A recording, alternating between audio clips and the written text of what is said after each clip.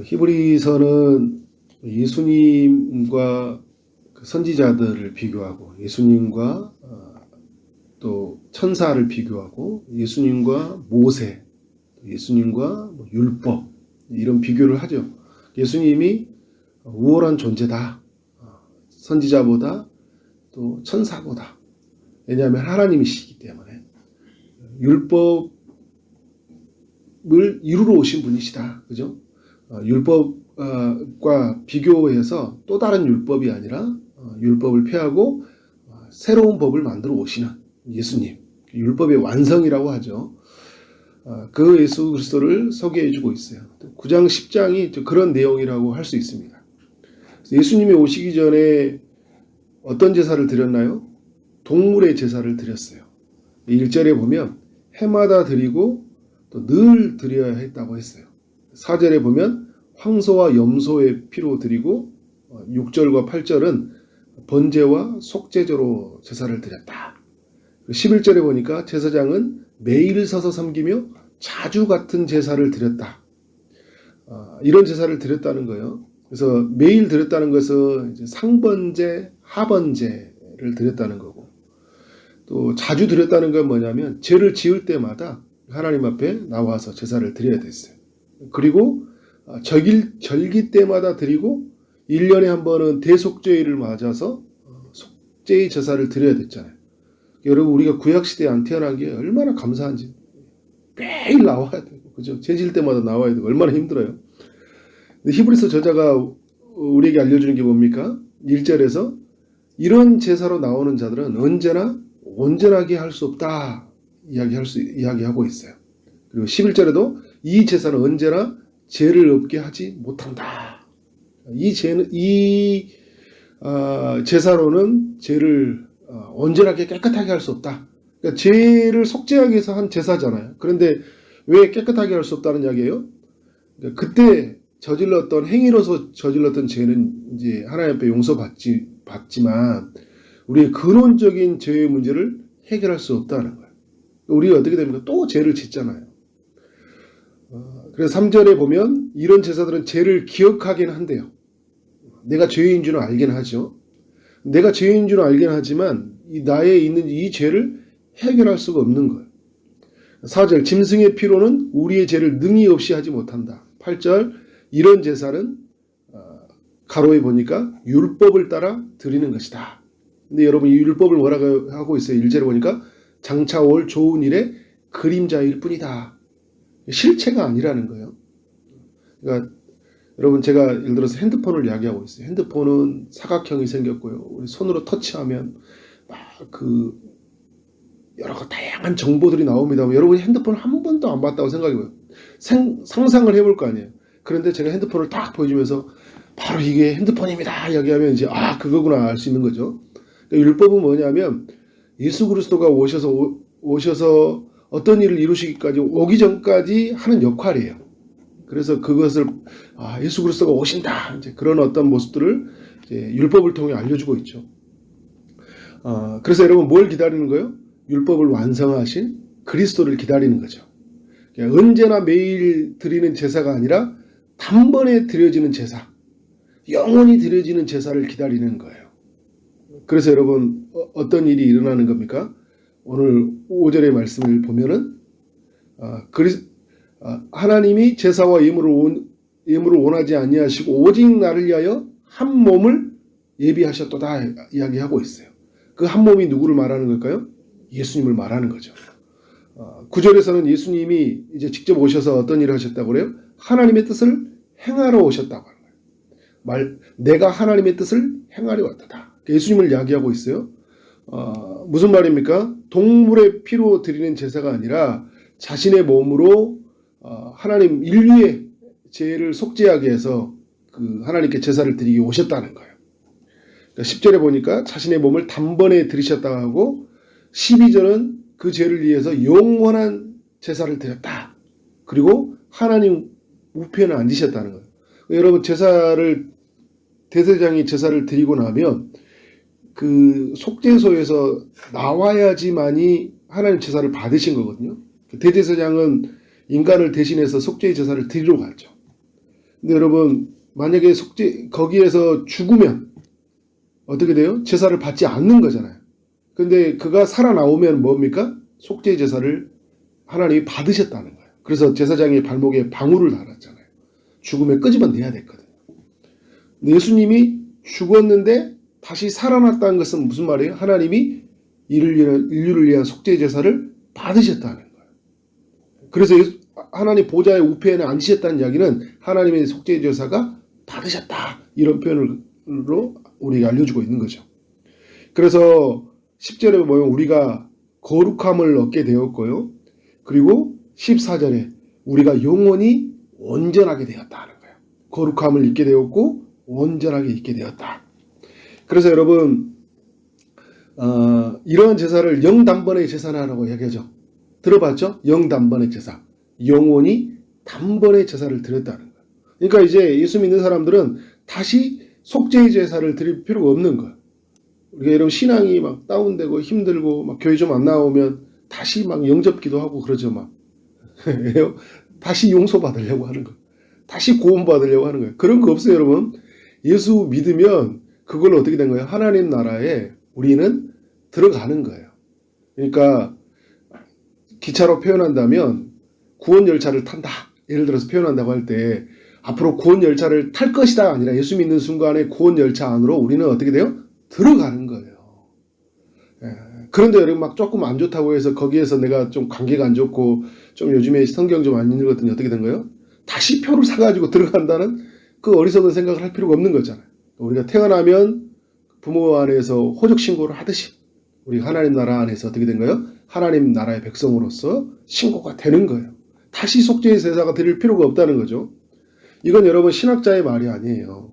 이건 성경의 말이에요. 성경이 우리에게 증거하고 있고 또 16절에 말하는 것처럼 성령님이 우리에게 증언하고 있어요. 성령님이 증언하고 16절의 말씀이 뭐라고 하고 있어요? 15절에서 이렇게 하고 있죠. 또한 성령이 우리에게 증언하시되 하면서 16절 주께서 이르시되 그날 이후로는 그들과 맺을 언약이 이것이라 하시고 내 법을 그들의 마음에 두고 그들의 생각에 두리라 하신 후에 또 그들의 죄와 그들의 불법을 내가 다시 기억하지 아니하리라 하셨느니라.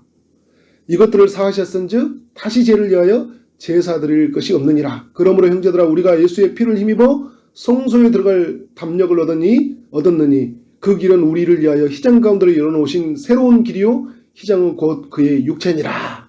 누가 증언하고 있어요? 성령님이 증언하고 있죠. 성경을 통하여 성령님이 우리에게 증언해주고 있어요. 그래서 여러분 예수님으로 말미암아 우리가 어떻게 되었다고요? 성소에 들어갈 담력을 얻었다. 하나님의 법이 우리의 마음에 새겨지게 되었다. 다시 죄를 기억하지 아니하는 그런 하나님의 용서가 이루어졌다는 거예요.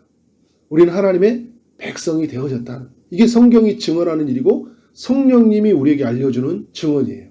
이게 우리가 다른 이야기에 귀를 기울여서는 안 되겠죠. 성경이 아닌 다른 사람들의 이야기, 그리고 성령님이 증언하는 이야기가 아니라 다른 사람들이 가졌던 어떤 확신에 근거한 게 아니라 말씀과 성령의 근거에서 우리가 구원이 이루어졌다는 것을 이야기해주고 있어요. 그러면 여러분 이런 은혜를 입은 사람들이 어떻게 살아야 되느냐 할 때 19절 이하에 어떻게 살아야 되는지를 우리에게 알려주고 있어요. 첫 번째는 뭐냐면 하나님을 향한 삶이에요. 19절에 이렇게 말하면 무슨 이야기하고 있습니까? 19절부터 말할 때 그 19절부터 22절까지 제가 읽은 이야기하는데 보면 육체니라 이야기하면서 또 하나님의 집 다스리는 큰 대제사장이 계심에 우리가 마음의 뿌림을 받아 악한 양심으로부터 벗어나고 몸은 맑은 물로 씻음을 받았으니 참 마음과 온전한 믿음으로 하나님께 나아가라고 이야기하잖아요. 21절과 22절이 굉장히 중요한 말씀이죠. 대제사장을 의지해서 그의 공로를 의지해서 어떻게 한다는 거예요? 우리가 악한 양심으로부터 벗어났잖아요. 예수 그리스도의 그 피로 우리의 몸과 영이 씻음을 받았으니까 이제는 어떻게 된 거예요? 참 마음으로, 거듭난 마음으로, 온전한 믿음으로 누구에게 나가라고요? 하나님께 나아가라는 거예요. 하나님께 나아가는 길이 열어졌다는 거예요. 그래서 20절에 하나님이 휘장 가운데 열어놓으신 길이라고 해요. 새로운 길이라고 하잖아요. 그러니까 전에는 이 휘장을 대제사장만이 들어갈 수가 없었잖아요. 아무나 들어갈 수가 없었어요. 대제사장만이 들어갈 수 있었어요. 그런데 대제사장이신 예수 그리스도가 우리를 위해서 어떻게 된가요? 휘장을 가운데 들어갈 수 있는 길을 열어놓으셨죠. 그래서 마태복음에 보면 예수님이 그 십자가에 죽으시고 나서 어떤 일이 일어납니까? 휘장이 찢어지잖아요. 휘장이 어디서부터 찢어집니까? 이에서부터 찢어졌다는 거예요. 밑에서부터 찢은 게 아니에요. 사람이 찢은 게 아니에요. 이에서부터 찢어져서 하늘로 가는 길을 열어놓으신 거예요. 그래서 예수 그리스도를 의지하는 사람은 어떻게 된다고요? 휘장 사이를 지나서 하나님께로 가게 되었다. 이게 여러분, 그래서 우리가 이렇게 하나님이 이루어놓으신 일 앞에서 참 마음과 어떻게 합니까?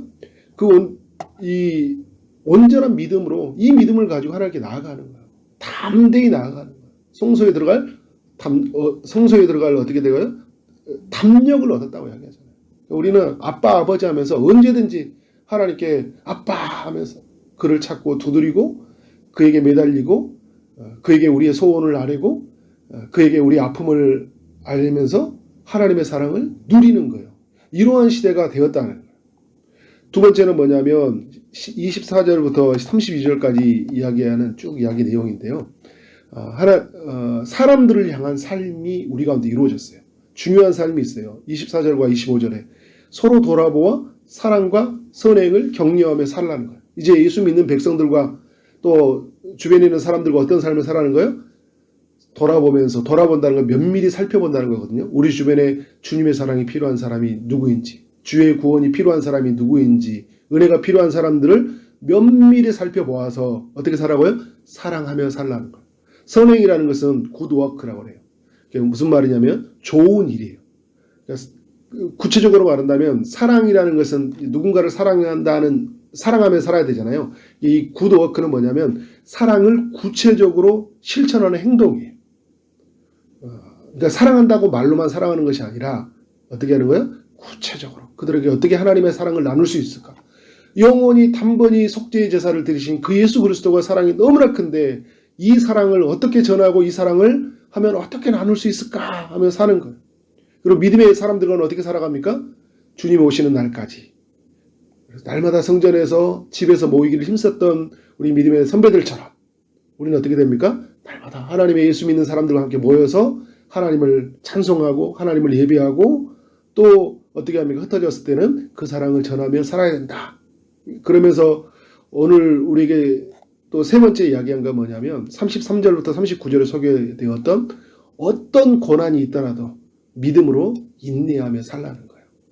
그러니까 33절에 보면 비방과 환난으로 말미암아 사람들에게 구경거리가 되고 갇힌 자가 되고 소유를 빼앗긴 자가 될 수 있어요. 그러니까 영원히 단번에 드려진 제사로 말미암아 유대교에서는 인정받지 못하는 자가 되고 로마에서도 핍박받은 자가 될 것이잖아요. 그때마다 담대함을 버리지 말라는 거예요. 우리 하나님께로 나아가는 그 담대함을 얻었잖아요. 이 담대함을 얻은 자들이 어떻게 된다는 거예요? 이거 우리에게 얻었던 이것을 버리지 말고 인내하며 살되 우리의 힘으로 이겨낼 수 없잖아요. 믿음으로 이겨내라는 거예요. 그래서 오직 의인은 무엇으로 산다고요? 믿음으로 사니라. 우리는 어떤 믿음을 가진 자요? 오직 영혼의 구원함에 이르는 믿음을 가진 자니라. 이 믿음을 가졌기 때문에 어떤 환난이 있고 박해가 있더라도 어떻게 살아갑니까? 예수 믿는 사람들은 믿음으로 사는 사람들이다. 오늘 이러한 삶이 예수 믿는 우리에게 일어나기를 원합니다. 그렇게 사는 여러분 되어지기를 원합니다. 오늘 말에 소개했던 것처럼 참 마음과 온전한 믿음으로 하나님께 나아가고 사랑과 선행으로 서로를 격려하며 살아가고 그리고 모이기를 패하는 어떤 사람들 습관같이 하지 말고 하나님 나라를 위해서 성전과 또 각 집에서 모여 힘쓰는 이 시대의 여러분들 삶이 되어지길 원합니다. 사람들이요 여러 코로나로 있다 보니까 많이 흩어져 살아요. 예수 믿는 사람들과 함께 주의 나라를 소망하며 그 나라를 전파하는 삶으로 나아가지 않아요. 개인의 삶이 너무나 강조되어 있고 가정의 삶은 있지만 하나님 나라의 백성의 삶으로서 함께 모이고 함께 주를 증거하는 삶이 많이 사라져 있어요. 우리는 여러분 예수 믿는 사람으로서 하나님 나라를 이제 증거하게 함께 모여 살아야 됩니다. 그래서 어떤 순간이 있더라도 믿음으로 인내하며 살아야 돼요. 환난이 찾아왔다는 것은 내가 예수 믿는 삶이 이루어졌다는 증거잖아요. 그것이 우리에게 고통이 아니라 주님을 알리기 위한 하나님이 나에게 또 하나님 붙잡기에 하나님 허락하신 것을 알고 그것을 굴복하지 않고 담대함으로 믿음을 가지고 승리하는 여러분 삶 되어지기를 주님의 이름으로 축원합니다. 아멘. 기도하도록 하겠습니다. 하나님 아버지, 히브리서 10장을 통하여 우리 모두에게 은혜 주시니 감사합니다. 예수 그리스도의 그 피로 말미암아 영원히 단번에 속죄의 제사를 드려준 줄 우리가 믿습니다. 그의 은혜로 말미암아 우리가 양심이 온전하게 되었고 모든 불법에서 사해진 자가 되어진 줄 믿습니다. 하나님, 이러한 은혜, 이러한 사랑을 받은 자로서 하나님 참 마음과 온전한 믿음으로 하나님께 나아가는 삶이 되도록 인도하여 주옵소서. 하나님, 우리 주변에 있는 사람들을 이제 하나님 사랑하며 살게 하여 주시고 또 사랑의 구체적인 행동을 가지고 각 사람들을 살피며 나아가는 삶이 되게 하여 주옵소서. 하나님, 어떤 순간에 있더라도 인내하게 하여 주시고 담대함을 버리지 않게 하여 주시고 하나님 온전한 믿음을 가지고 하나님 앞에 나아가는 우리 모든 믿음의 권속들이 되도록 역사하여 주옵소서. 오늘도 주의 응답을 기다리는 이들에게 찾아가셔서 은혜 베풀어 주시기를 원합니다. 육체의 아픔 중에 찾아가셔서 치료의 강선을 비춰주시고 고쳐 주옵소서. 취업을 준비하는 이들, 결혼을 준비하는 이들이 있습니다. 임신을 준비하는 이들이 있고 또 시험의 결과를 준비하는 이들이 있습니다. 주님이 찾아가셔서 일하여 주셔서 축복하여 주옵소서. 오늘 하루 만나는 모든 사람들에게 주님의 사랑이 흘러가기를 원합니다. 주어진 일을 최선을 다해 일하게 하심으로 말미암아 하나님께 영광이 우리 모두에게는 큰 기쁨이 되는 하루 되게 하여 주옵소서. 오늘도 각 교회마다 드려지는 수요 예배에 함께하여 주시고 성령님이 임하시고 성령을 통하여 큰 은혜 누리는 예배되게 하시고 하나님께 영광 돌리며 나아가는 예배되게 하여 주옵소서. 예수 그리스도 이름으로 기도를 쌓음나이다. 아멘.